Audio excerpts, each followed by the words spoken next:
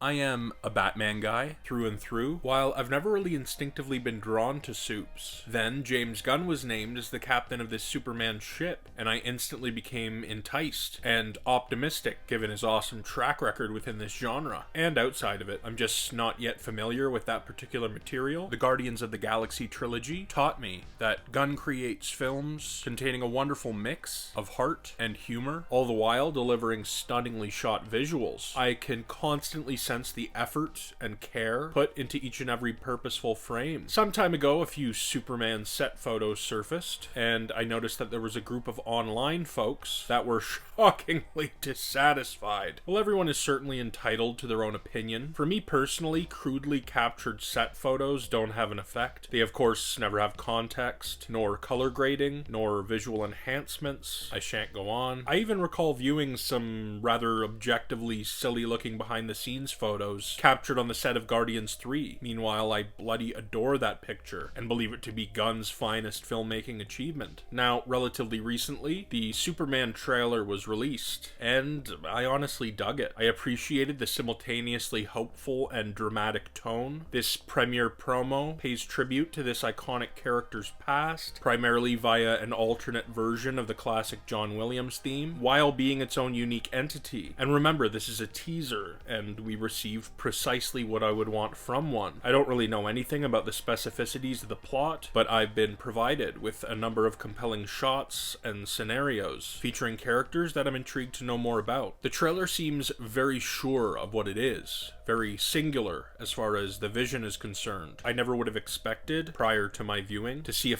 kaiju in this promo, but it looks great. And I'm sure, given Gunn's storytelling expertise, that this beast will organically work its way into the narrative, and I'm genuinely intrigued to learn how. Then, while jotting down some trailer-centric notes, new flying footage showed up on the web in the form of a bit of a follow-up promo, which potentially may be more so divisive than any other Superman images we've been given thus far. And although I find the preceding 2-second flying shot from behind, including the barrel roll, to be superior to the subsequent one, I find the quote-unquote controversial frontal shot to be pretty fun and cool. It's one of the locked-off GoPro-esque sort, a la the Batman, for example. I've always found this particular angle to be interesting, unique, and I find some of the outraged reactions to this menial clip to be a bit dopey for two simple reasons. One, I'm assuming there will be many a soaring scene. I mean, the titular character is a literal flying alien. Two, the Guardians movies stand out so much to me, in large part due to visual versatility and creative cinematography. Given those two reasons, I think it'd be a bit silly to presume that all of the flying sequences are going to look exactly like this one, with the exact same perspective, exact same lens. Now, I must come to the defense of Mr. Nathan Fillion, who is portraying a Green Lantern in this movie. I noticed some more so negative memes made, basically shitting on his look. And bear in mind, I am by no means a comic book purist, so I'm not going to state that this character is inherently great solely due to the comic book accuracy of this guy. I generally don't give too much of a fuck about that. I just want a captivating creation that stays true to the original intention of a given character. In fact,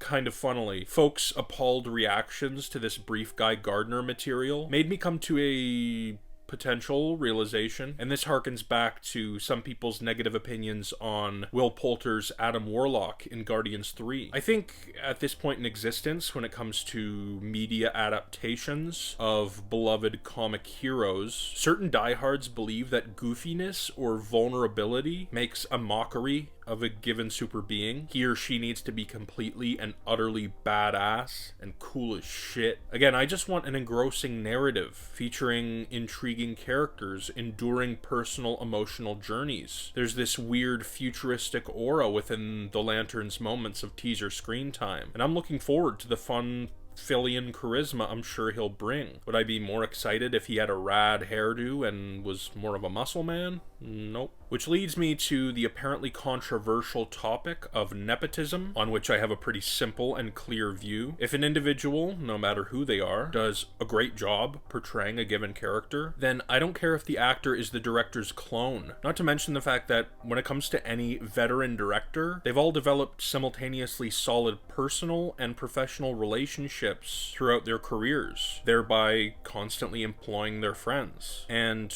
we're talking about projects on which creatives must spend months upon months in each other's company. Are directors meant to only employ those with whom they've never worked and turn a blind eye to a spectacularly talented cousin, for example? After I had fallen in love with Guardians 3, I was prepared to purchase a Kraglin Funko Pop. Kraglin being a Ravager who only gained more humanity and dimension as the trilogy progressed. He so happens to be James Gunn's brother. I had also recalled, from my Volume 3 viewing experience, a small but memorable player who I learned after the fact was married to James. These folks did a bloody great job, and I'm looking forward to seeing Sean Gunn portray Maxwell Lord in this 2025 picture. So I'm not quite sure, given the fact that they have a connection to the Big Papa of DC, why I would now expect the man to exclude any potential cast member because they're friend or family. It's just an artistic advantage, really. I'm genuinely looking forward to this picture. I have faith in the man behind the camera, and I've certainly enjoyed what he and his team have shown me thus far.